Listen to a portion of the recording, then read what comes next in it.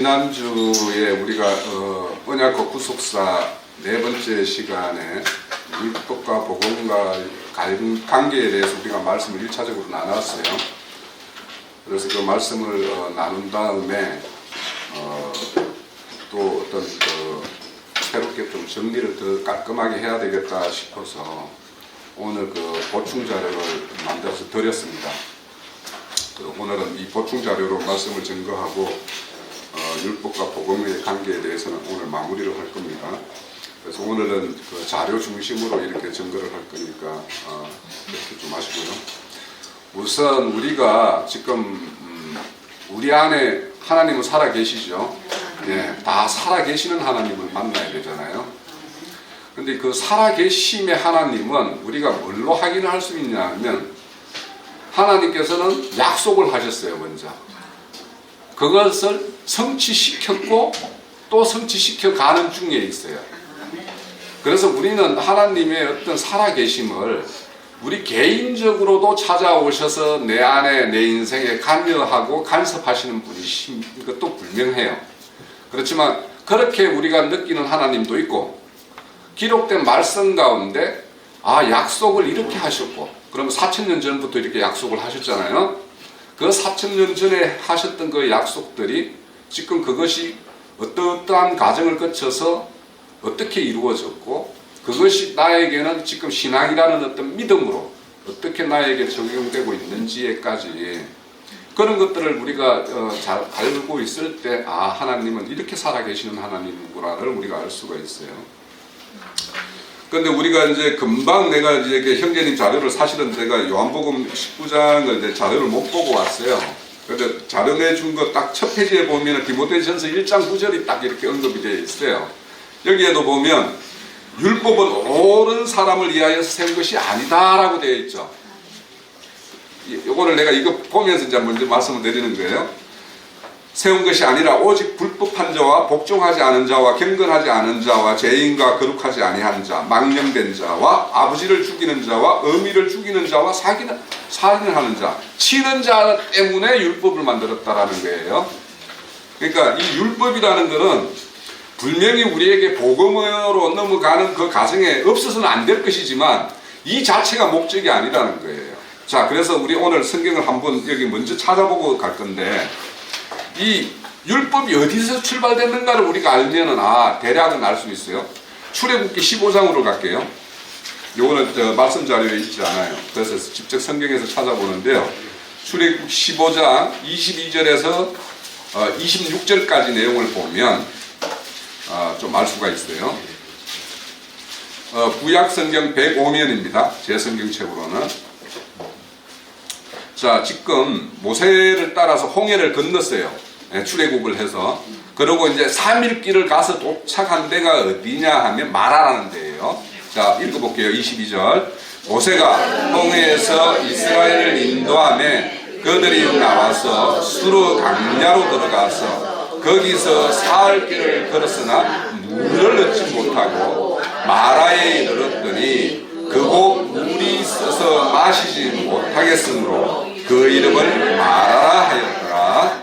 백성이 모세에게 원망하여 이르되 우리가 무엇을 마실까 하매 모세가 여호와께 부르짖었더니 여호와께서 그들에게 한 나무를 가리키시니 그가 물에 던지니 물이 달게 되었더라. 거기서 여호와께서 그들을 위하여 법도와 율례를 정하시고 그들을 시험하실세 이르시되 너희가 너희 하나님 나 여호와의 말을 들어 순종하고 내가 보기에 의를 행하며 내 계명에 귀를 기울이며 내 모든 규례를 지키며 내가 애국 사람에게 내린 모든 질병 중 하나도 너희에게 내리지 아니하리니 나는 너희를 치료하는 여호와입니다. 자, 여기 보면 지금 이스라엘 백성이 애굽에서 바로의 종로로 타다가 그들의 어떤 울부짖는 소리에 하나님이 응답으로 그들을 모세를 통해서 이제 출애굽을 시켰죠. 출애굽을 시켰고 또 출애굽 과정에서 열재앙을 바로에게 이렇게 행하시는 하나님을 직접 받고 또 출애굽 과정에서 바다를 만났을 때 그 바다를 하나님께서 물을 갈라서 건너게까지 하신 것까지도 이제 직접 목도를 했죠, 그죠? 그리고 그 물 속에는 이스라엘 백성들은 살아나고 애굽의 그 군마와 군사들은 다 거기에 수장이 되었죠. 그러니까 그것은 뭐냐면 옛사람인 속성이 우리의 그 바로의 군대와 같은 사람들이에요. 그래서 그것을 홍해에 다 묻어버리고 살아나오는 건 새 사람 이스라엘로 살아난 거예요. 그러면 이렇게 하나님의 어떤 역사, 살아계심을 체험한 사람들이에요, 이스라엘이. 그런데 거기서 사흘 길을 더 나왔어요. 그래서 수르 강야에 도달했는데 이제 3일 동안 물을 못 먹었으니 얼마나 가라겠어요, 그죠? 그래서 이제 이 가라한 그 때문에 모세를 원망하는 소리가 24절에 나와요. 백성이 모세에게 원망하며 이럴 때 우리가 무엇을 마실까 하며, 그래서 이들은 늘 자기 어떤 육신적 욕구에 의해서 자기들에게 행했던 하나님의 그런 은혜를 금방 잃어버리는 족속들이에요. 그래서 25절에 뭐냐 하면, 그렇게 해서 그 물을 이제 나무 가지를 이렇게 잘라서 이렇게 던짐으로 인해서 물이 단물이 되었죠, 썬물이. 그렇게 해서 마시게 했어요. 결국에는 이게 예수의 어떤 십자가 죽음으로 인해서 우리가 다시 살아나는 것과 같이 그렇게 되는 거죠. 자, 그래서 이것도 결국에는 뭐냐면 율법이 썬물이에요. 율법이 썬물인데 이 율법을 그리스도의 어떤 성령에 의해서 이게 단물로 바뀌어지지 않으면 우리는 늘 율법을 보면 썬물을 마시게 되어 있어요. 그래서 이제 거기에 보면 25절에 보면 내가 너희 하나님 여호와의 말을 들어 순종하고 내가 보기에 의를 행하고 계명의 길을 기울이며 내 모든 규례를 지키면 내가 애굽 사람으로부터 내린 모든 질병을 안 한다고 그러죠. 근데 25절에 보면 이렇게 물을 하나님께서 단물로 바꿔서 마시게 했어요. 그러고는 이들을 위하여 여호와께서 이들을 위하여 그들을 위하여 법도와 율례를 정한다고 그러죠. 그죠? 이 법도와 율례의 준말이 율법이에요, 바로. 그죠? 법도와 율례의 준말이 율법이에요. 그들을 시험하실세. 그러니까 율법이라는 것은 구원의 어떤 가정이기는 하지만 이것이 구원하는 것은 아니란 말이에요. 이건 당시 시험하는 거예요. 그래서 우리는 율법이라는 걸 흔히 이제 바울사도 같은 경우는 거울이다라고 이야기해요. 거울. 근데 이제 거울을 보고 나면 그것을 늘 거울에 비춰진 모습을 기억하고 있지 않죠. 사람들은 거울을 아침에 볼 때 내 얼굴이 어떻게 단장되어 있는가를 보고 난 다음부터는 그 거울에 내 비쳤던 모습을 다 잊어버리고 살죠. 그와 같아요. 율법이라는 것은 내 마음에 새겨진 것이 아니라 법이라는 것은 나와 분리되어 있기 때문에 내가 거기에서 떠나면 법을 잊어버리고 살아요. 그래서 이 율법이라는 것이 그래서 늘 시험, 하나님이 네가 얼마나 이렇게 나의 어떤 의와 네가 내 말에 순종해야 될 것들을 얼마나 잊고 사는지를 율법을 통해서는 우리는 발견을 해야 되는 거예요. 네. 그래서 이렇게 율법의 태생이 어디에서냐면 불평불만, 애국 속성을 때문에 태어난 것이 율법이에요. 금방도 우리가 디모데전서 1장 9절에도 보면 율법은 옳지 않은 사람들, 불평불만이 늘 내재되어 있는 사람들, 이런 사람들을 위해서 더해졌다고 그러죠. 이런 사람들을 위해서 세웠다고 그러고, 죄는 죄 때문에, 율법은 죄 때문에 더해진 거라고 이야기하잖아요. 바울사도 같은 경우에는. 그래서 이제 이 율법이라는 태생이 이렇다라는 것도 알고, 또 한 번 더 찾아볼게요. 신명기 24장. 신명기 24장에 가면 이혼과 관련된 어떤 규례에 대한 말씀이 있어요. 24장 1절에 보면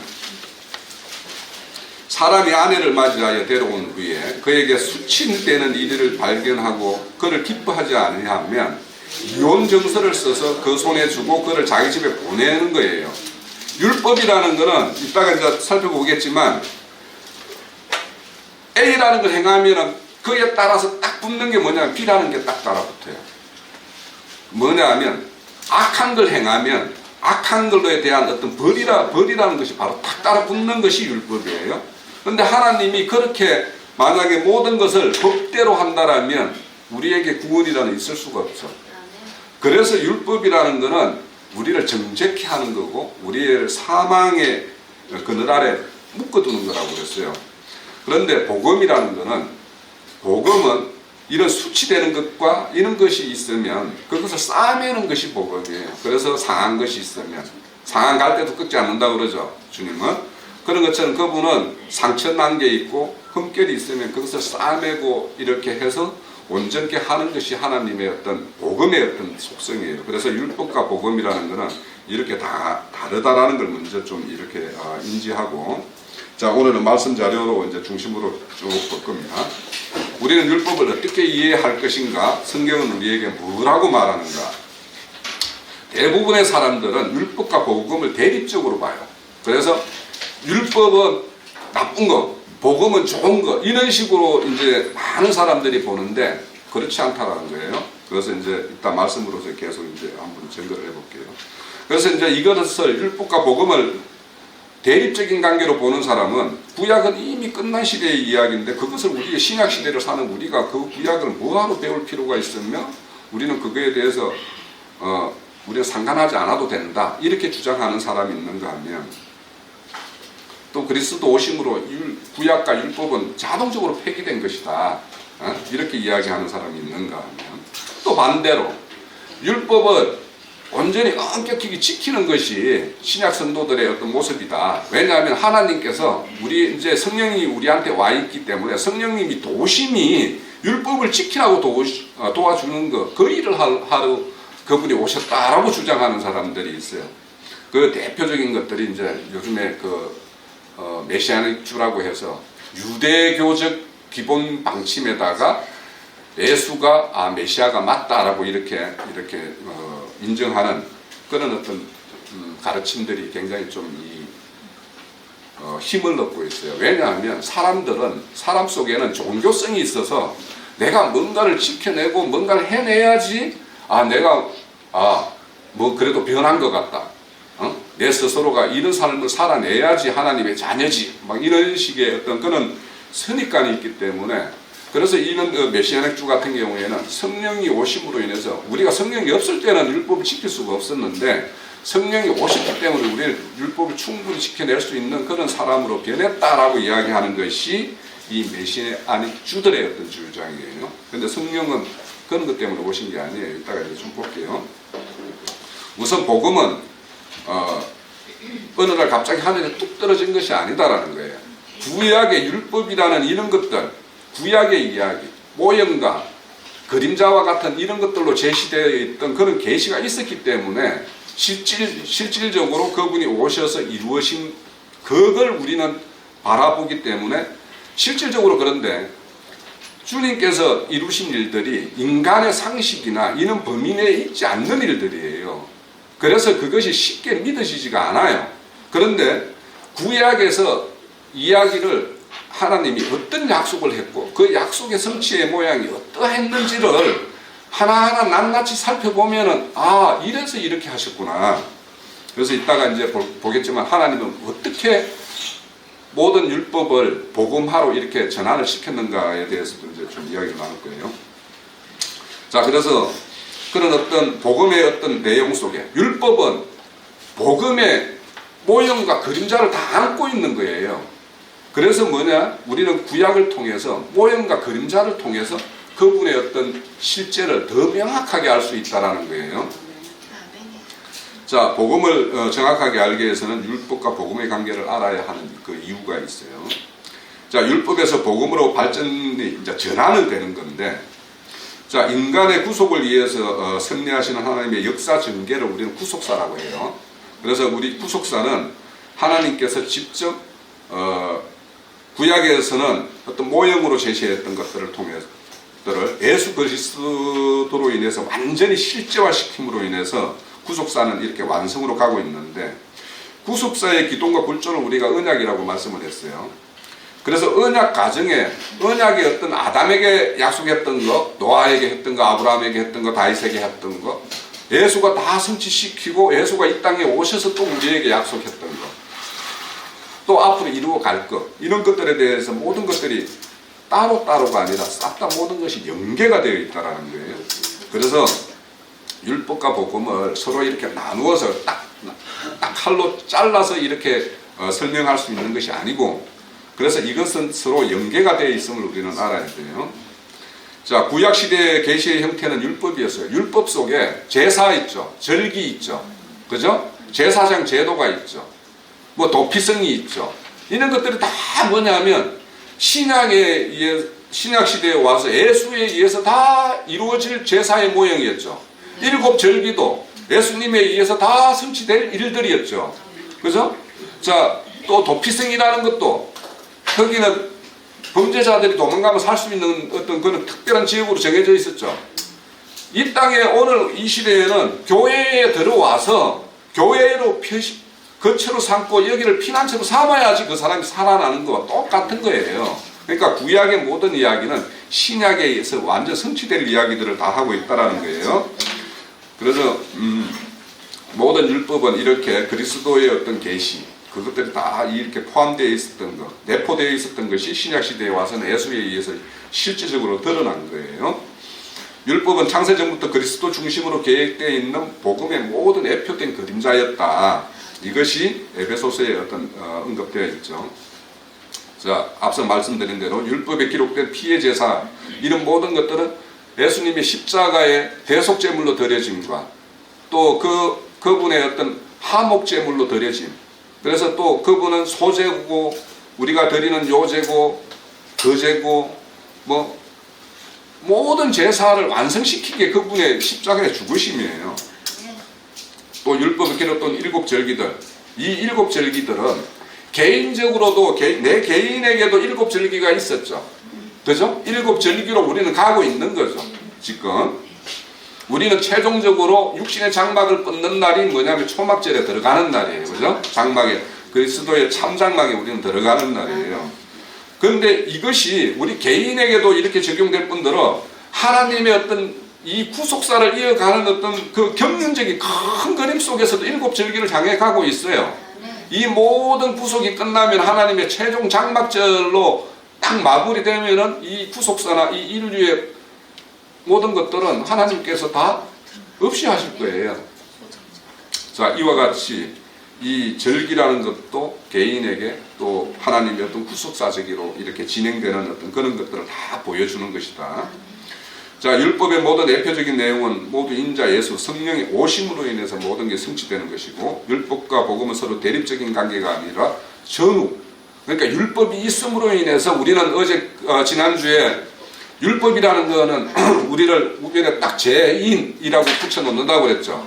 그러면 거기에다 예수님이 오셔가지고 그래 너 대변에 너 죄인이니까 우변에 사망이라는 것이 우리에게 딱 선고되어 있었어요. 우리는 옛사람은 그렇게 사망이라는 게 선고되어 있었는데 그 사망의 자리에다가 예수님이 피를 탁 뿌려가지고 사망을 싹 지워버렸단 말이에요. 예? 그래서 죄도 사망이라는 것, 죄인이라는 것, 모든 걸 싹 지워버린 상태가 우리의 뭐냐면 죄사함의 상태예요. 그죠? 그러면 이제 죄사함이 되면 우리는 어디에 속한 자냐 하면 예전에는 세상신 마귀에게 속한 자였는데 이제 주님의 속한 자가 되었어요. 그분이 뭐냐면 피의 대가를 지불해서 우리를 샀기 때문에 우리는 그에 속한 자가 됐어요. 그러면 그에 속한 자로서 이제는 대변에 뭘 채울 것인가? 거기에는 의와 성과 뭐 사랑과 이렇게 성경에서 말하는 이런 것들을 다 채우고, 그것을 오른편에는 그렇게 실행한 나의 어떤 몸으로 행한 어떤 그런 실적들을 다 채워갔을 때 하나님께서는 우리에게 참기업을 주세요. 네? 자, 그래서 율법은 우리가 악하다라고 이야기하는 것은 유대율법은 악한 것이지만, 왜냐하면 인간의 종교성에 발현되어 있는 유대교이기 때문에, 그런 율법이기 때문에. 그렇지만 모세의 율법은 우리를 심히 죄인을 제되게 해서 너희가 죄인이야 라고 깨닫게 하는 것이 우리가 1차적인 목표예요. 그래서 율법은 악한 것이 아니고 거룩하고 계명도 거룩하고 의로우며 선하다라고 하는 거예요. 바울 사도가 말씀하고 있는 거죠. 자, 신약 성도의 성도들이 복음을 좋고 율법은 악하다라고 하는 것은 틀린 말이다. 자, 율법을 좁은 대로 여전히 그러면 또 지켜야 된다라고 하는 사람, 또 그래서 또 앞서서 말한 대로 성령의 도움으로 우리는 지킬 수 있다고 하는 사람, 이는 주장도 옳지 않은 것이다라는 걸 우리는 알아야 돼요. 자, 지난주에 보면 잠깐 언급됐던 그 마태복음에 내가 율법을 폐하러 온 줄 아냐? 나는 완전하게 하려 함이라고 그러죠. 이거를 더 쉬운 말로 하면 완성하러 왔다라는 거예요. 그분이 어떻게 완성을 했는가는 이따가 볼게요. 그래서 진실로 너에게로는 천지가 없어지기 전에 율법이 1.1획도 떨어지는 일이 없을 것이다 라고 이야기를 합니다.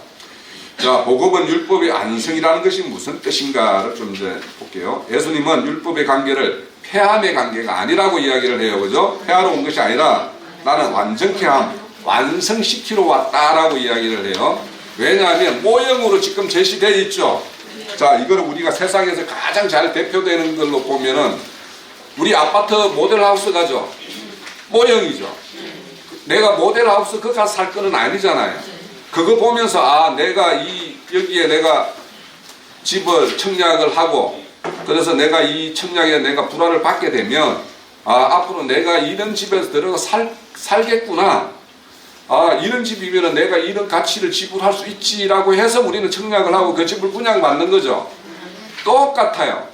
우리는 그는 모델하우스에 살 수 없어요. 그러면 실질적으로 모델하우스대로 시공사는 그런 건축을 해서 신청한 사람들에게 공급을 해야 되는 거죠.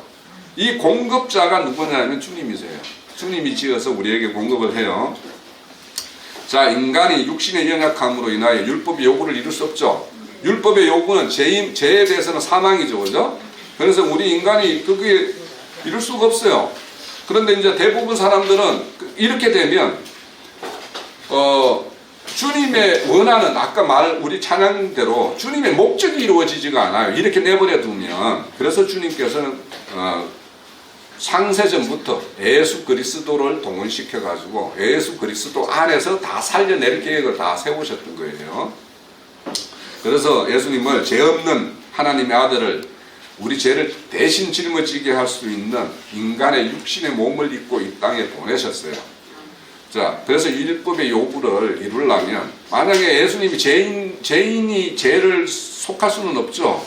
죄 없는 자이기 때문에 우리가 속할 수가 있는 거예요. 그래서 요즘에 우리 요한복음 18장 19장 이렇게 보면 예수가 어떤 죄가 있는지 제목을 찾기 위해서 종교 대제사장이 예수의 제목을 찾아보려고 해도 죄를 못 찾고 세상의 어떤 권력인 바로가 죄를 찾으려고 해도 제목을 못 찾잖아요. 그러니까 죄가 없는 분이에요.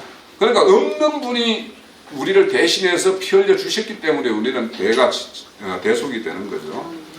그래서 율법의 요구대로 그분은 이 땅에 오셔서 십자가에서 죽으심을 당하고 거기에서 내가 다 이루었다라고 이야기해요. 뭘 이루었다라는 거예요? 바로 율법을 다 이루었다라는 거예요. 그분이. 네. 자, 율법의 요구를 우리 안에 다, 그래서 그 율법을 이루었음을 믿는 자에게 적용시키는 것이 믿음의 법이에요. 그러니까 율법이라는 것은 행위의 법이었죠. 우리 몸으로 행해야 됐잖아요. 그렇지만 주님이 그것을 온전케 할 수 있는 육체가 있다 없다? 없잖아요. 그래서 그분이 대신 오셔서 이렇게 율법의 요구를 다 이루셨고 이 이루었다는 사실을 믿는 자에게 율법의 모든 요구가 자동으로 이루어지게끔 하신 것이 하나님의 믿음의 법이에요. 그래서 우리는 법 없는 자가 아니에요. 우리는 법 있는 자예요. 우리도. 어떤 법이냐? 믿음의 법과 성령의 법과 성령에 의해서 살아난 생명의 법을 우리는 가지고 있는 자들입니다. 예. 복음을 믿음으로 받는 자에게는 율법으로부터 우리는 구속됐어요. 해방됐어요. 율법의 정죄와 참소로부터 해방되어야지 내가 참 믿음을 가진 자예요. 내가 여전히 율법의 참소를 받고 있으면 나는 참 그석이 아니에요. 참 믿음의 자가 아니에요. 자, 율법의 정죄를 받을 때 우리에게는 앞으로 앞서서 보겠지만 모세의 율법은 없지만 우리는 그리스도 율법이 있죠. 그러면은 그리스도의 율법이 우리에게 뭔가 이렇게 참소를 하면 우리에게 참소를 하는 게 아니라 너 아직까지 이렇게 부족한 면을 거울로 비춰주죠. 그러면 우리는 그 순간에 뭘로 가야 되냐 하면 회개라는 걸로 가야 되는 거예요. 그래서 우리가 제사라는 걸 볼 때 죄 없이 하는 속죄제가 있는가 하면 죄들을 속건하는 속건제가 있는 거예요. 속건제가 뭐냐면 바로 우리 회개예요. 그래서 우리는 회개함으로 인해서 주님이 나의 어떤 모든 죄를 제속하기 위해서 그분이 피 흘렸기 때문에 나는 그 나의 어떤 그런 온전치 못함이 발견될 때 거기에다가 예수님의 피를 뿌리는 것이 우리의 회개예요. 그래서 나는 그래 내가 비록 부족하고 그렇지만 나를 위해서 주님은 여전히 피를 흘려주셨고 그 피는 내 대속을 하고도 내 구속을 하고도 넉넉히 남음이 있는 그런 어떤 피였기 때문에 나는 이 자리에서 그 주님의 피를 또 다시 한번 뿌립니다 라고 하는 것이 참 회개예요. 네. 그래서 그렇게 해야지 내가 참소를 받지 않는 거예요. 자, 율법에는 또 면제년이 있죠. 면제년은 7년에 한 번씩 오죠. 이건 이제 안식년이라고 해요. 면제년, 안식년이라고 하는데 이 면제년에는 종을 풀어주죠. 종이 풀려나는 날이죠. 네? 또 뭐냐? 내가 빚진 게 있어요. 그러면 빚이 탕감되는 날이 면제년이에요. 그러면 우리에게는 죄의 종으로서 해방이 되고 또 내가 빚진 자였죠. 네? 죄가 빚이에요. 제가. 그래서 이런 빚이 다 탕감되는 거 이런 것들이 뭐냐면 면제년이에요. 그래서 이 면제년이라는 것은 앞서서 말씀드린 대로 우리 지난주에 봤던 그 로기조마이 대변 차변 해가지고 싹 지워버리는 것이 면제년이에요. 싹 지워버리는 것이. 그런데 면제년이 7번 지난 다음에 7번 지나고 그 다음 해에 오는 것이 우리 희년이죠. 희년에는 내 잃었던 기억까지도 다 되돌려 받는 것이 희년이에요. 그러면 우리는 희년이라는 것을 이제 맞이해야 되는데 이 희년이라는 것은 참 안식이고 이것도 결국에는 참 나에게 온전한 희년이 되기 위해서는 육신의 장막이 뻗는 날이 온전한 그 희년이에요. 그러면 내가 면제를 받고 참 희년이 오기까지 그 사이가 우리의 어떤 신앙 여정이에요. 신앙생활이에요. 그러면 이 신앙생활 동안에 하늘에 쌓을 기업들을 우리는 쌓는 것이 이 신앙생활이에요. 요사이에요. 그래서 우리가 기업을 온전히 회복받는 거예요. 자, 이 페이지 이제 그 율법의 중요한 기능인데, 자, 율법은 법이죠. 법이라는 것은 법 테두리 안에 있느냐, 밖에 있느냐 딱 나누는 것이 법이에요. 우선. 그런데 이 율법을 히브리어는 토라라고 그러고, 그런데 이 토라라는 말이 어디서 왔냐 하면 야라라는 말에서 왔어요. 뭘 던지다라는 거예요. 자, A가 뭔가 행위가 있어요. 그러면 다 자동적으로 B가 탁 따라 붙는 거예요. B에 탁 던져짐이 되는 거예요. 그것이. 이것이 여기에서 율법이라는 것이 했는데 우리는 이제 흔히 토라라고 하면 교훈, 계명 막 이런 걸로만 이렇게 번역이 되어 있어요. 우리 이제 이렇게 성경 사전이나 이런 데 보면. 그런데 실질적으로 율법이라는 거는 이제 그 밑에 그 헬라어의 그 노모스라는 것, 이 의미를 좀 생각해 보면 좀 더 명확해져요. 이 노모스라는 말은 그 네모라는 말에서 왔어요. 헬라어 네모라는 말에서 왔는데 이 말 자체가 뭐냐면 분배, 배당 이런 뜻이에요. 뭐냐면 율법이라는 것은 뭔가가 지키면 지킨 그에 따른 배당이 오고 범하면 범하는 배당이 정확하게 이렇게 오는 것이 이게 율법이에요. 그것이 법이죠. 그래서 이 율법할 때 이 율자가 그냥 우리 성경 한자 사전에 보면 법률 율자로 되어 있는데 이 율자가 정확한 의미가 이 마태복음 2장 51절이 아니고 그 밑에 말씀 언급된 게 24장 51절일 겁니다. 24장 51절에 보면 이제 종 중에서 충성된 종은 때에 따라서 집에 있는 종들에게 양식을 공급해주는 자가 어려운 종이고 참종이죠, 그죠? 그런데 악한 종은 엄히 때리고 애식하는 자들이 받을 여기에 해당되는 그 악한 종이 소개되어 있어요. 24장에 보면 그 애식하는 자가 애식하는 자가 받는 벌이라고 우리의 성경에는 번역되어 있는데 이게 정확하게 뭐냐면 율이에요. 율. 맨날 성경에 우리 한자어를 많이 쓰는 성경에서는 이걸 다 율로 이렇게 번역되어 있어요. 그러니까 뭐냐? 애식하는 자에게는 애식하는 자에게 맞는 어떤 딱 벌이라는 것이 딱 주어져 있어요. 예? 그러니까 율법이라는 것은 이렇게 A에 딱 배당된 B가 있고 B에 해당된 C가 이렇게 딱딱 이렇게 정확하게 정해져 있는 것이 율법이에요. 그러니까 여기에는 눈물도 그래서 우리가 율법에는 흔히 이런 말하죠. 이에는 이, 귀에는 귀, 눈에는 눈, 이런 말하죠. 왜냐하면 그렇게 딱 되어 있는 것이 율법이에요. 그러니까 여기에서 율법으로서는 우리가 온전할 수가 없는 것이죠. 그래서 이 율이라는 말이 이제 그 헬라로 메로스인데 이게 뭐냐면 부분, 목, 일부분, 제기 이렇게 되어 있어요. 그 뜻은 뭐냐 하면 아까 말씀드린 대로 이 율법이라는 것은 이에는 이, 눈에는 눈, 딱 그렇게 딱 대칭되는 것이 율법이에요. 그러면 복음은 어떤 것이냐? 이거와는 하나님의 어떤 자비와 국률과 이런 것으로 되어 있는 것이 복음이기 때문에 우리는 복음으로는 살아날 수 있지만은 율법으로는 죽을 수밖에 없는 그런 존재라는 거예요.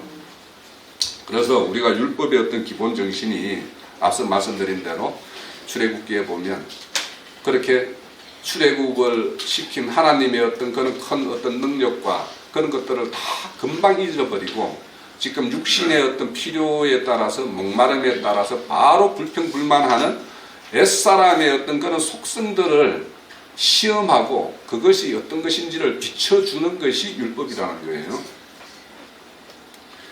자, 그래서 율법은 사람은 다 거짓되다 그러죠. 예? 그래서 울타리 팍팍해 있는 자들이었어요, 우리가. 예? 그래서 법으로 따지면 우리는 법 안에 있을 수가 없는 자고 법 밖으로 나갈 수밖에 없는 자였는데 그래서 율법의 고유한 기능은 죄를 심히 제대게 드러나게 하는 것이 율법의 기능이에요. 그래서 율법 그 자체는 구원을 주지 못해요. 네? 그래서 유대인이나 헬라인이나 그 본성들 그러니까 헬라인들은 모세 율법은 가지고 있지는 않은 사람들이죠.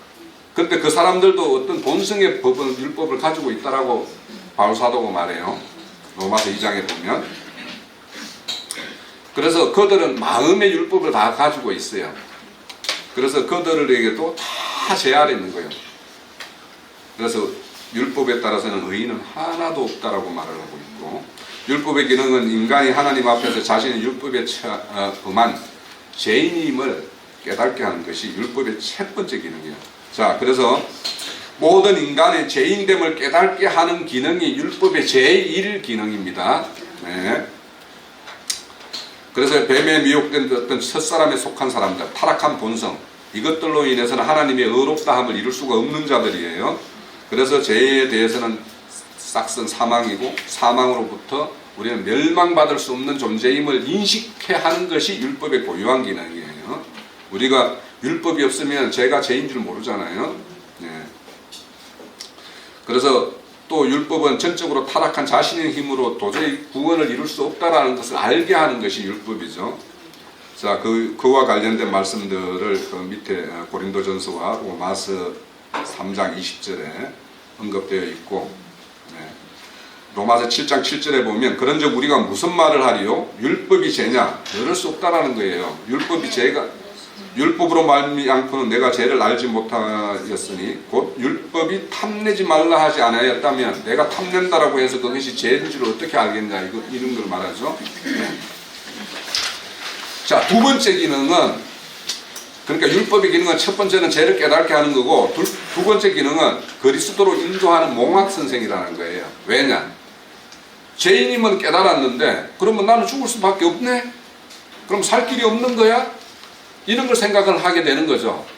그래서 내가 그러면 죄인이고 내가 살 길을 좀 찾아야 되겠는데, 그런데 그런 사람에게, 그런 어떤 죄의식의 어떤 고통 가운데 있는 자에게 주님이 이루신 그런 복음의 이야기를 전거를 딱 들으면 그렇게 살 길이 있었어? 하고 가는 것이죠. 그래서 율법이라는 것은 그리스도께 인도하는 몽학선생이다. 몽학선생, 뭐 이건 요즘 번역에는 초등선생이라고 되어 있나요? 성경에? 뭐 그렇게 되어 있죠? 초등학문? 학문 교사. 교사. 그렇게 번역이 되어 있죠. 그래서 율법은 죄에 대한 형벌의 요구로 구원의 필요성을 깨닫게 하고, 인간은 어떤 노력으로도 구원을 얻을 수 없기 때문에 구원할 수 있는 구주가 필요한 존재이구나. 그래서 율법은 인간으로 하여금 율법 외에 다른 한 을을 기대하게끔 만들었고, 그것이 율법 외에 다른 을을 하나 제시하고 있었던 게 다 율법이었어요. 율법 속에 선지자들이 이야기할 때 보면은 다윗의 한 싹이 난다라고 이야기하고, 뿌리에서 난다라고 이야기하는 그런 것들이 다 뭡니까? 율법과 선지자들이 이야기했던 것들이 다 구약이죠. 그 이야기 속에 이미 에수에 의해서 올 것이 다 해표되어 있었어요. 예. 그래서 이제 그런 자에게 예수께서 직접 오셔서 이렇게 이루셨다라는 것을 듣게 되면, 그래? 한번 알아봐야 되겠네? 그렇게 해서 온 사람들이 여기 우리 모여 있는 사람들 아닙니까? 자, 율법에는 의에 줄이고 목마른 자에게 복음이 전해질 때 창구주로 예수 그리스도를 영접하게 되어 있다라는 거예요. 자, 갈라디아서 3장 24절에 25절, 이같이 율법은 우리를 그리스도께로 인도하는 초등교사로 되어 있네요. 우리로 하여금 믿음으로 말미암아 의롭다함을 얻게 하려 함이라. 믿음이 온 후로는 우리가 초등교사 아래 있지 아니하도다. 자, 우리에게 참 믿음이 왔으면, 믿음이라는 내용이 이제 어떤 내용이어야 되는지 알겠죠? 모든 것을 우리는 죽을 수밖에 없는데 모든 걸 살리는 일을 다 그분이 와서 행해 놓으셨구나라는 이 믿음이 우리는 있어야 되는 거죠. 네? 자, 갈라디아 4장 1절에서 3절요. 내가 또 말하노니 유업을 이을 자가 모든 것의 주인이나 어렸을 동안에는 종과 다름이 없어서 그 아버지가 정한 때까지 후견인과 청지기 아래에 있나니, 이와 같이 우리도 어렸을 때에 이 세상의 초등학문 아래에 있어서 종로를 하였더니, 이제는 그러면 그래서 때가 찼다라는 거죠. 바로 4절에 보면 때가 참해 하나님이 아들을 여자의 아들로 이렇게 태어나게 하셨고, 그래서 율법 아래 있는 자를 속량하기 위해서 오셨고, 또 그 속량을 통해서 우리에게 아들의 명분을 주기 함이라고 이야기하는 걸로 또 이어지죠. 자, 여기서 말한 대로 아버지가 정한 때까지 후견인과 청지기가 뭐예요? 바로 율법이에요. 그러니까 우리가 어렸을 때 믿음이 어렸고 참 믿음이 아닌 어떤 그런 그 신앙 어떤 여정 과정에서는 반드시 후견인과 청지기 밑에서 뭔가 시달림을 좀 당해보고, 그래 해야지만이 복음이 복음다워지고, 그래서 이것이 참 하나님이 우리에게 준 참 축복이었구나, 신령한 축복이구나를 알 수 있는 거죠. 자, 그리고 이제 그 세 번째는 모형과 실제를 대비하여 복음의 은혜 가운데 머물게 하는 것이다 라고 이야기해요. 사실 여기에서 율법이라는 것은 모세의 율법보다는 그리스도의 율법이에요. 예? 그래서 그리스도 율법이라는 것은 뭐냐? 우리가 여전히 부족하고 하나님 보시기에 아직도 흠결이 있고 하지만, 그리스도의 율법에 의해서 우리는 계속 그 자리에 피를 뿌릴 수 있는, 그래서 하나님의 어떤 피의 효력을 여전히 발현시킬 수 있는 것이 그리스도의 율법이에요. 그래서 이런 그리스도의 어떤 법이 없으면 우리는 계속 은혜 가운데 머물 수가 없어요. 그래서 은혜 가운데 계속 머물게 하는 것이 성령이 오셔서 우리에게 성령의 법을 적용시킴으로 인해서 우리는 계속 은혜 가운데 머물 수 있는 거예요.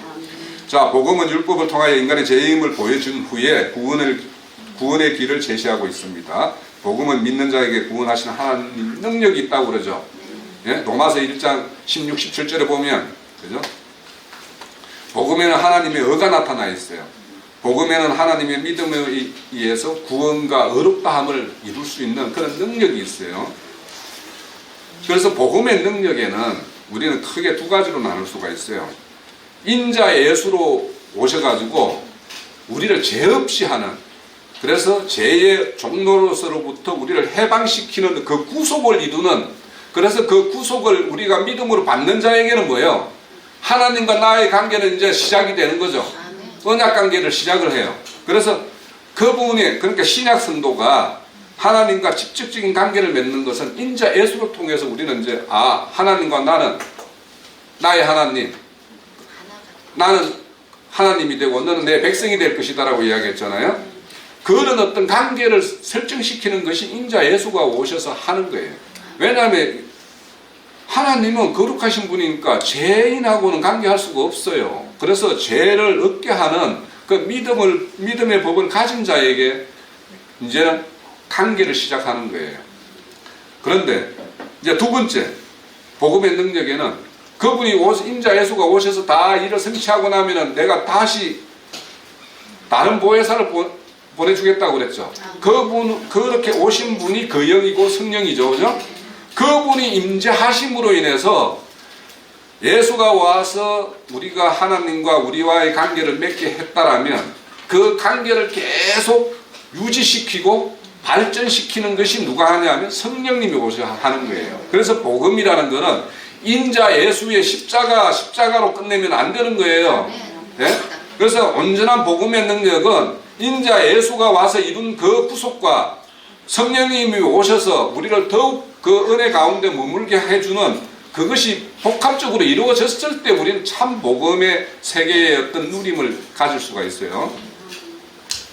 자, 그리스도는 우리 구약의 기름 부음의 세 종류가 있죠. 그죠? 제사장이 기름 붓고 선지자가 기름을 부음을 받죠. 그리고 왕이 기름을 받아요. 그래서 그리스도께서 이 땅에 오셔서 제사장이라는 것은 하나님과 은수된 죄인과 하나님과 관계를 맺게 하는 것이 제사장이죠. 그죠? 그것을 다 했어요. 그렇게 제사함을 행하셨고 또 우리의 여전히 지금도 우리의 속건을 이루고 계세요. 그리고 또 선지자로서 우리에게 참 진리를 깨우치고 있어요. 지금 가르치고 있죠. 그래서 우리에게 진리로 인도하시는 그 일을 선지자로서 행하고 있고 또 왕으로서 우리를 다스리기도 하고 치리하기도 하고 다스린다라는 건 우리 늘 알고 있지만 공급하는 일도 행하죠. 그래서 여전히 성령님이 이 땅에 오셔서 우리로서는 그런 어떤 왕으로서의 어떤 다스림, 공급함 이런 것들을 여전히 하고 있어요. 그래서 우리가 복음의 어떤 세계를 알려면 일반 기독교에서 말하는 어떤 십자가 복음, 십자가 외에는 알기를 원하지 않는다. 이런 거는 십자가는 신앙생활의 입문 단계예요. 입문. 이제는 내가 그리스도 세계에 이제 들어갑니다 하는 것이 십자가지. 십자가는 온전하게 모든 것을 마침이 아니에요. 그거는 대속을 마친 거고 구속을 마친 것이지 우리의 온전한 구원을 이룬 게 아니에요. 우리가 이 복음과 율법과 복음 관계를 마치면 다음에는 이제 구속과 속량, 구원에 관련된 말씀을 이제 좀 볼 텐데 한두 시간에 걸쳐서요. 그래서 우리가 구원은 구속을 기반으로 해서 우리가 온전한 장성한 분량까지 이르게 하는 것이 구원이에요. 우리가 애 낳았으면 그놈이 인간 구실할 수 있게끔 하는 것이 부모의 그 어떤 책임이지 그냥 낳아놓고 그냥 내몰라라 하면 그건 부모로서 하는 일이 다 아니잖아요. 그러니까 우리의 구원이라는 것은 하나님의 자녀가 백성으로서 또 이제는 아들로서 그 모든 구실을 다 할 수 있게끔 하는 것이 구원의 완성이에요.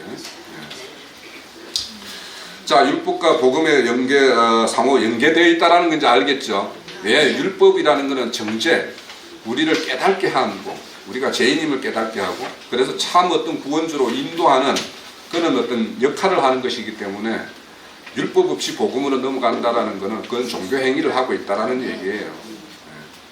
자, 율법과 복음은 구속사라는 목적 아래 연결되어 있고, 율법과 복음 관계에서 언약과 구속사적으로 이해하지 않으면 율법과 복음을 대립적인 관계로 볼 수밖에 없다, 이렇게 말이에요. 그래서 율법과 복음은 서로 발전적인 관계로 전환되는 것이고 그것이 완성인 거예요. 언약과 구속사는 점진적으로 진보하죠. 언약도 계속 이렇게 아담에게 언약했던 것이 더 구체화되는 것이 더 구체화되어 가는 걸로 이렇게 진보를 하죠. 하나님의 법도 매우 마찬가지예요. 그렇게 하나님의 일방적 어떤 그 명령이 이제는 인격적인 관계에서 이제 서로 이것이 하나님의 뜻이었구나를 이렇게 이제 알고 그분과 함께 연합을 이루는 것과 뭔가 명령에 의해서 불종적으로 이루어지는 그런 관계와는 전혀 다른 거예요. 자, 그래서 그리스도는 모든 믿는 자에게 의를 이루기 위하여 율법이 마침이 되셨다. 그러니까 율법과 복음이라는 것은 이렇게 연계가 되어 있다라는 거예요. 율법의 마침이라는 말은 율법의 완성이라고 말씀을 드렸고, 그래서 이제 유대인들처럼 자기들의 어떤 의를 쌓기 위해서 내가 어떤 종교 행위를 해야 되고 뭔가를 막 이렇게 내 열심을 내야 되는, 그러니까 율법을 내가 온전히 지키기 위한 열심을 내는 이런 것들을 마쳐야 된다는 거지. 열심을 내라고 바울 사도가 열심을 내라고 엄청 많이 권면을 해요. 그러니까 그 열심과 그 열심은 내 안에 참 믿음이 오면, 믿음이 발동이 되면 이 열심이 자연적으로 나오게 되어 있는 거예요. 그런데 내한테 열심이 안 나와. 그러면은 내 안에 있는 이 믿음이 진짜 참 믿음인가, 이걸 생각을 해봐야 된다는 거예요. 오히려 예수님께서 율법을 어떻게 이루셨는가. 예수님의 성경에 여기 자자가 빠졌네요. 자신에 대한 기록된 대로 이루셨어요. 네? 그래서 우리 성경에 보면은 주께서 선지자로 하신 말씀을 이루려 하심이라, 이런 말씀 많이 나오죠. 그러니까 하나님은 성경의 기록, 그러니까 구약에 모세 율법에 선지자가 말한 그런 어떤 그 애언서에 기록된 것들을 다 이루기 위해서 이 땅에 오셨고 그렇게 다 행하고 가셨은 거예요. 그래서 뭐냐면 구약의 그것들은 다 그림자였고 모형이었다는 거예요. 우리가 모델 하우스를 보면서 내 집이 어떤 건지 명확하게 알듯이, 설계 도면 갖다 놔놓고, 여기 계시는 분들한테 설계 도면 갖다 놔놓고 이거 보고 이렇게 나 집을 지을 거예요 하면은 이 집이 어떻게 될지 알아요? 모르잖아요. 모르죠. 그런 거예요. 그러니까 설계 도면을 보는 사람은 이 집이 이렇게 되겠구나라고 알 수 있지만, 그런 설계 도면을 보지 못하고 또 실질적으로 집을 지어가는 모습을 직접 경험하지 못한 사람은 이 도면 가지고 어떤 집이 지어지지? 그림을 그리면 10사람이 있으면 10사람이 다 다른 그림을 그리게 되어 있어요. 그런데 모델 하우스를 딱 보여주면 안방은 어디 위치하고 뭐 화장실이 어디에 있고 막 이런 거 다 보이죠. 이건 왜 마찬가지. 그래서 우리가 율법이라는 걸 통해서, 구약이라는 걸 통해서 실제적인 어떤 하나님의 구원의 어떤 모양이 어떤 것일 것이다라는 걸 보지 못하면 하나님의 온전한 어떤 구원의 세계를 지금은 그냥 자기 나름대로 상상만 하고 있는 거예요. 이는 하나님, 이는 하나님. 그래서 어느 별자리 같은 어떤 이 지구와 전혀 다른 어떤 별 세계에 아마 하나님이 다른 어떤, 이는 우리가 살아갈 수 있는 이런 공간을 만들어서 우리는 거리도 데리고 갈 거야, 이런 상상이 왜 나오냐. 실질적으로 구약에서 말하는 어떤 그런 모델 하우스를 못 봤기 때문에 그렇게 상상을 하는 거예요. 자, 그렇게 예수님은 이렇게 기록된 말씀대로 완성을 했어요. 그래서 예수님의 나타나심이나 애굽에 내려가서 피난하는 거나 또 십자가의 죽으심이나 이런 것들 다 예언되어 있죠. 지금 우리 어제 그저께 요한복음 19장 들어갔는데 19장에 예수님이 이 땅에 오셔서 당할 모양들을 이사야서 53장에 정확하게 그려놨잖아요. 정확하게 그렇게 하고 그런 모양으로 십자가에 달려 죽으셨잖아요. 그죠? 그런 걸 보면서 우리는 하나님이 살아계신다라는 걸 알아야 돼요. 자, 율법은 그림자의 모형이 있고 예수님이 뭔가 실제였다라는 것. 그걸 골로새서 2장 17절에 보면 되어 믿음으로 말미암아 율법을 폐하는 것이 아니라 오히려 굳게 세운다 함에 대해서 지난주에 말씀을 드렸어요. 그래서 율법은 첫 번째 뭐라고 그랬어요? 죄를 깨닫게 하는 거였고 상구주인 그리스도로 인도하는 것이 율법의 고유한 기능이라고 그랬죠. 그러면은 율법은 이 기능만 하면 되는 거예요. 그 기능에서 딱 멈추게 하는 것이 율법을 굳게 세우는 일이에요. 그런데 그걸 넘치게 막 다르게 더 확대해가지고 적용을 하는 거는 율법을 훼손하는 거예요. 그래서 뭐 이따가 뭐 그런 말씀은 또 밑에 언급되어 있으니까 한번 보죠. 자, 그래서 예수님이 이 땅에 오심으로 인해 가지고 성전을 바꿔버렸죠. 건물 성전에서 거룩한 모임, 이 교회의 모양으로 바꿔버렸죠. 또 제사는 짐승 제사를 그분의 참 인신 제사로 끝내버렸죠. 참 사람인 그분의 인신 제사로 완성을 시켜버렸어요. 또 제사장은 레위 아론 지파였지만 많이 제사장이 되어 있는 어떤 인원들로 바꿨죠. 자, 정결 예식 같은 것도 다 바꿨어요. 거기에는 보면 어디에 밖에 나갔다 오면 손 씻고 발 씻고 하는 것이었지만 우리는 말씀으로 속사람을 씻는 것이 정결 예식의 어떤 온전함이고, 또 정함과 부정함, 음식에 대해서 이런 구분들도 보면은 교훈을 구분하라고 그러죠. 바리새인 누룩과 사두개인의 누룩과 헤롯 땅의 누룩을 조심하라 이렇게 이야기하죠. 이런 것들을 구분하는 것이 진정한 정한 음식과 부정한 음식을 나눠 먹는 거예요. 또 날과 절기라는 것은 구약에는 특별한 날이었지만 우리는 모든 날을 특별한 주님의 날로 살아가는 거죠. 예. 하나님의 법을, 그래서 모세의 율법을 그리스도의 법, 그리스도의 율법으로 하나님이 온전히 전환을 시켰어요. 자, 앞서서 말씀드린 대로 율법은 복음으로 넘어가는 다리 역할을 하는 것이다. 그래서 율법에는 예배의식과 법조문들 이런 것들을 우리가 그럼 어떻게 해석하고 적용해야 하느냐. 율법은 그러니까 예수님의 구속사적인 어떤 모형을 제시하는 거였다고 그랬죠. 그래서 거기에 보면 그들이 메시아 대망 사상을 가지고 있었어요. 오해한 메시아 대망 사상이었지만, 예? 그래서 율법이라는 것은 메시아를 기대하고 고대하게끔 하는 것이 율법의 어떤 고유한 기능이었어요. 그래서 율법은 메시아를 떠나서는 아무 의미가 없는 거예요. 예? 율법은 메시아 안에서 구원에 대한 소망을 갖게 하는 목적이 있었고, 율법은 메시아 그리스도 안에서 완성된 복음으로 이렇게 다 성화될 것을 다 이렇게 예시해 놨어요. 자, 누가복음 24장을 한번 찾아볼게요.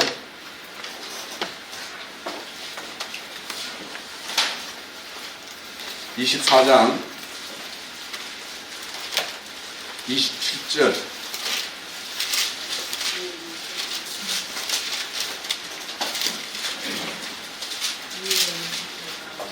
자, 모세나 선지자의 글로 시작하여 모든 성경에 쓴 바가 자기에 관한 것을 자세히 설명하십니다.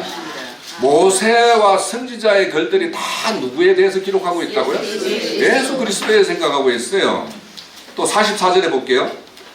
내가 너희로 함께 있을 때에 너희에게 말한 바 곧 모세의 율법과 선지자의 글과 시편의 나를 가리켜 기록한 모든 것이 이루어져야 하리라 한 말이 이것이라.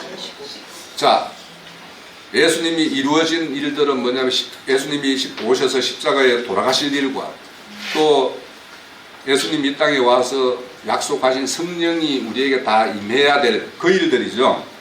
그래서 모든 것들은 이렇게 선지자나 모세의 글이 다 메시아 예수 그리스도에 대한 다 기록이었다라는 거예요. 네.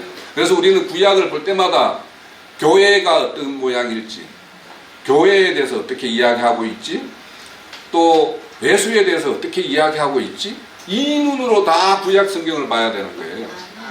그냥 단순히 이건 우리가 지켜야 될 법, 하나님이 이렇게 명령했네, 이렇게 볼 것이 아니라 예수님이 오셔서 이루어질 일이 이런 일이었구나, 우리에게 요구하는 것은 그 이후에 이런 걸 요구하고 있구나. 그러니까 신명기라는 이야기, 신명기 같은 경우는 새롭게 명하는 말이죠. 그 명은 뭐냐면 가나안 땅 들어가서 너희들 행할 것들이 어떤 건 줄 내가 다시 설명해 줄게 하는 게 신명기예요. 그 신명기의 이야기는 싹 다 뭐냐면 신약 시대에 우리에게 실행되어야 할 이야기들로 다 차져 있어요. 그걸 율법으로 보면 안 되는 거예요. 자, 갈라디아 2장 16절에 보면 사람이 어렵게 되는 것은 율법의 행위로 말미암이 아니요 오직 그리스도의 예수를이 아니에요. 예수의 믿음이에요. 예수 그리스도의 믿음으로 말미암는 줄 알므로 우리도 그리스도 예수를 믿느냐니 이는 우리의 율법의 행위로서가 아니요 그리스도의 믿음으로써 의롭다함을 얻으려 함이라. 율법의 행위로서 의롭다함을 얻을 육체는 없느니라. 자, 이렇게 해서 율법과 복음이 이렇게 전환되어야 될, 반드시 전환되어야 되고 우리 안에서도 전환이 일어나야 돼요. 율법과 복음의 모형의 실체로서 서로 대립되는 관계가 아닙니다. 다시 말하지만 서로 무관한 관계에 있는 것도 아닙니다. 언약과 구속사의 연장선상에서 전개되어야 될 부분들입니다. 인간의 구원이라는 공통된 목적을 위하여 상호 보완하고 있는 것들이고, 율법이라는 어떤, 앞서서 율이라는 것에 대해서 말했죠. 율이라는 것은 심판이 바로 따른다라는 거예요. 심판. 율법이라는 어떤 심판 속에서 구원의 사랑을 담은 복음이 내포되어 있는 것이 율법이라는 거예요. 율법에 그 하나님의 사랑이 사실은 다 포함되어 있는데 이걸 다 오해해서, 왜 오해했냐? 선악감 먹고 마음이 높아진 사람이 되어 있기 때문에 내가 이걸 얼마든지 지킬 수 있고 지켜내야지 내가 의롭다함을 받는 거구나, 이렇게 오해를 했다라는 거예요. 예수 그리스도로 말미암는 새 언약의 전환과 완성에 대해서는 새 언약을 약속을 하셨죠. 그래서 새 언약에 따라서 우리는 신비에 우리는 법을 가지고 있는 자들이 되었어요. 그래서 그 법을 영과 결합시켜서 생명화된 새 인격체를 만드는 이야기가 새 언약이에요. 그래서 새 언약이라는 것은 새 사람을 만들어내는 이야기예요. 그래서 생명을 주시는 생명의 성령의 법으로 우리는 영생을 얻었어요. 그분이 온전한 생명이셨죠. 죽음이 없는 분이에요. 그래서 지금 우리가 요한복음 18장, 19장을 거쳐서 예수님이 죽음의 세계로 직접 들어가시는 거죠. 지금 들어가고 있는 중이에요. 왜냐? 사망을 이길 수 있는 생명을 소지한 것이 나다라는 걸 입증시키기 위해서 직접 사망에 들어가는 거예요. 흔히 우리 세속말로도 있죠. 호랑이를 잡으려면 호랑이 굴로 들어가듯이 사망의 근세를 잡은 마귀를 잡으려면 마귀의 근세 안에 들어가서 그것을 다 해체해버리는 것이 하나님의 어떤 구원의 이루심이에요. 자, 성도의 하나님 사랑으로 그리스도의 계명을 지킵니다. 성도는 하나님의 사랑으로, 그 사랑에 내가 포로가 돼야지만이 내가 하나님의 사랑을 가지고 하나님의 계명을 이룰 수가 있어요. 계명은 우리 크게 두 가지죠, 그죠? 예, 형제 사랑, 하나님 사랑, 이웃 사랑. 그래서 성도의 형제 사랑, 거룩한 삶을 실천함으로써 그리스도의 법을 성취시킬 수 있다라는 것이 골로새서 2장 17절의 말씀도 있고 갈라디아서 6장 2절에 보면 너희들 형제의 짐을 나눠지라, 이렇게 이야기를 하는 것이 있어요. 자, 믿음의 법이 오면 율법 아래 있지 않아요. 우리는 믿음의 법이 있죠. 그래서 율법이 온전히 완성됐음을 알고 있어요. 그래서 우리는 믿음의 법에 따라서 우리는 정죄와 율법의 정죄로부터 우리는 해방된 자예요. 그래서 의문의 규정, 우리가 지켜야 될 어떤 법조문으로서는 다 폐기를 시켰어요. 율법보다는 더 엄정한, 그렇다면 이제 우리는 법이 없는 자냐? 믿음의 법이 있는 자고 그리스도의 법을 가지고 있는 자예요. 그 그리스도의 법은 율법보다 더 엄격하죠. 예. 그래서 그 그리스도의 법에 의해서 우리는 살아야 되는데, 이 그리스도의 법은 하나님의 형상을 지음만큼 지킬 수 있는 거예요. 예? 내가 하나님의 형상을 입지 못하면 그만큼 아무리 지키려고 해도 지킬 수가 없는 것이 그리스도의 법이에요. 왜냐? 그리스도의 법은 간음죄, 살인죄가 율법에서 정하는 것과 전혀 다르잖아요. 마음으로 범하는 것도 살인이고 간음이라고 이야기하잖아요. 그러면 더 지킬 수가 없어요. 그러면 이거는 내가 하나님의 형상과 모양을 입은 만큼 더도 말고 더 더할 수도 없고 덜할 수도 없는 것이 내가 하나님의 형상을 입은 만큼 지킬 수가 있는 거예요. 그렇다고 해서 그러면은 법조문식으로 지키겠네, 그것이 아니죠. 하나의 인격체로서, 그러니까 우리 늘 말하듯이 생명률이라고 그러죠. 생명이 그리스도의 생명화되어 있으면 그만큼 그렇게 사는 거죠, 뭐. 자, 갈라디아서 4장 10절에서 11절. 자, 너희가 날과 달과 절기와 해를 삼가 지키니 내가 너희를 위하여 수고한 것이 헛될까 두려워하노라.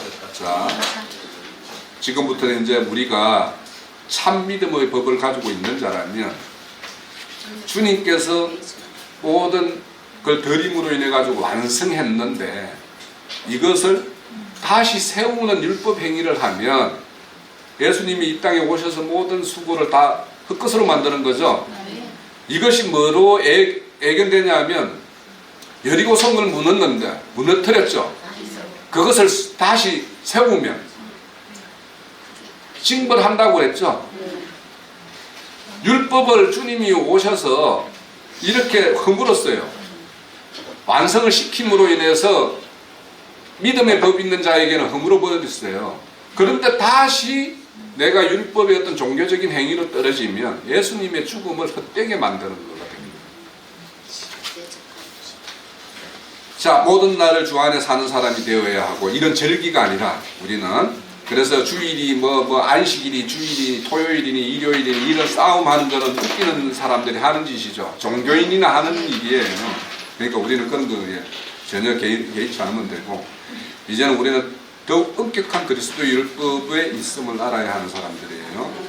자, 살인하지 마라, 간음하지 마라 말씀드렸고, 그래서 그리스도 안에 율법에 재해석된 것이 우리 그리스도의 어떤 율법이에요. 그리스도의 율법의 실행의 핵심은 사랑이에요. 네?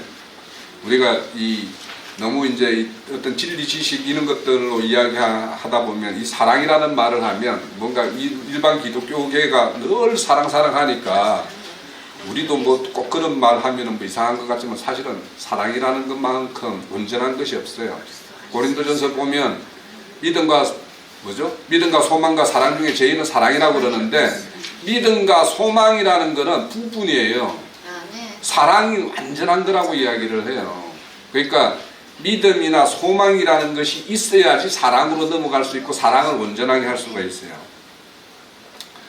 자, 온 율법은 그래서 우리 모든 율법과 선지자의 강령이 하나님 사랑, 이웃 사랑이라고 말씀하고 있죠. 어느 법이 제일 큽니까? 안 물으니까 그때 이제 주님이 말씀하셨잖아요. 온 율법과 선지자의 강령이 결국에는 사랑이라는 거예요.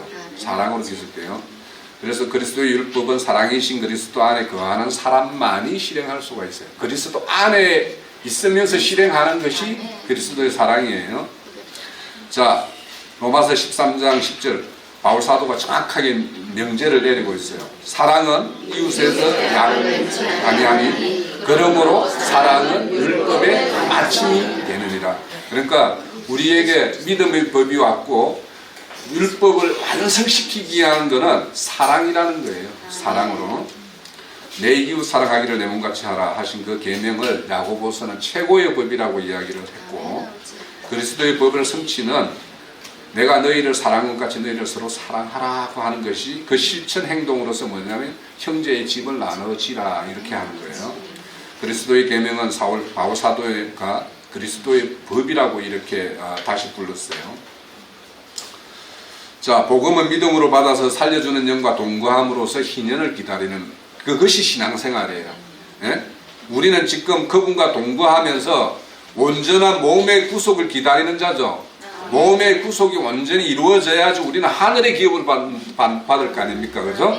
그래서 온전한 희년은 그렇게 이루어져요. 희년의 완전한 성취는 그리스도의 사랑이 내 안에, 교회 안에 완성되는 모형. 이것들은 우리는 이 땅에서 이렇게 실현해야 돼요. 그리스도의 사랑이 완성되면 참 안식에 들어가는 거예요. 자, 히브리서에 보면 이미 그의 안식에 들어간 자는 하나님의 자기 일을 시신과 같이 그도 자기 일을 쉰다라고 이야기하고 있고, 그러므로 우리가 저 안식에 들어가기를 힘쓰라고 그러죠. 그러니까 그 저 안식, 아직 우리에게 남아있는 안식이 있어요. 그러니까 이거는 몸의 구속을 받고 그 다음에 우리가 온전히 하늘의 기업을 받아야지 우리는 거기서 참 안식과 누림이 있는 거지. 그거 갔는데 뭐 내가 뭐 이 땅에서 몸으로 행한 것이 없어가지고 뭐 별로 받을 것이 없는 어떤 그런 신앙이었다라면 그래서 우리 교회에서 어떤 상급을 이야기하고 뭘 하면 굉장히 세속이라고 이야기를 해요. 이 땅에서도 뭔가 그 자기가 더 가지기 위해서 막 이 분투하는 이 세상을 살았는데 그 땅에 가서 또 분투하냐? 그 땅에 가면 분투할 일이 없어요. 그냥 자기 목 받아가지고 그냥 사는 거예요. 거기는 다 은혜의 세계이기 때문에 작게 받은 자는 작은 은혜 가운데서 살고 큰 은혜 받고 큰 은혜를 이룬 사람은 그 큰 은혜에 사는 거예요. 그게 불평불만이 있을 수가 없는 세계예요. 그 세계는. 이 세상은 공의가 이루어지지 않은 세계이기 때문에 저 사람이 나보다 더 가질 자격이 없는데 더 가진 것에 대해서 불평불만이 있을 수 있는 거지만 그 세계는 명확하게 하나님이 딱 너는 이거네 딱 해가지고 명확하게 공의로 심판하는 세계이기 때문에 누구도 불평불만이 없는 세계예요. 참 안식을 준비하는 과정이 어떤 신앙생활이고 신앙생활은 혼의 구원과 하늘의 상급을 쌓는. 그래서 너희들의 썩을 이 땅에 뭔가 쌓지 말고 하늘에 동록도 먹지 않는 그 하늘에 좀 쌓아라 이런 말을 하죠. 그러니까 이 땅에 우리 신앙이라는 게 하늘의 상급을 쌓는 것이 신앙생활이에요. 영원한 복음은 이 생에서 하늘의 곳간의 양식을 쌓는 것입니다. 하늘의 양식은 우리 예수님 이 땅에 와서 나는 내 먹는 양식이 있다고 그러죠. 그 양식이 보내시는 뜻을 온전히 이루는 거라고 그러죠. 그러면 우리도 하나님의 어떤 사자로서 이 땅에 보냄을 받은 자여야 되죠. 왜냐? 우리가 아론의 반차가 아니고 멜기세덱의 반차를 행하는 사람이라며요. 예? 행하는 사람이라면 우리는 의의 사자예요. 의의 사자로서 우리는 보냄을 받았고 그러면 하나님이 이루고자 하는 그 뜻을 우리가 온전히 이루는 것이 우리의 양식이 되고 그것이 천국 가서 우리는 그 양식 먹고 살 거예요. 그러니까 우리가 이 신앙생활을 하면서 복음의 어떤 그런 감사도 배워야 되고 그 감사가 하나님에게 아들 된 자, 도리를 또 알고 도리를 행하는 자가 또 되어야지. 그래서 이거는 율법처럼 뭔가 어떤 조문으로서 우리의 어떤 그런 지킴에 의해서 우리를 어렵다 하면 안 해요. 우리는 이미 어렵다 함을 받았어요. 어렵다 함을 받았고 그 어렵다 함에 상응하는 그런 어떤 이 땅에서의 어떤 나머지 어떤 인생을 경영한 결과가 우리에게 하늘의 어떤 기업으로 주어질 것이기 때문에 우리는 그런 하늘 기업을 쌓는 그런 신앙생활을 해야 됩니다. 네. 오늘 율법과 복음 관계는 오늘 이 정도로 마칩니다. 네.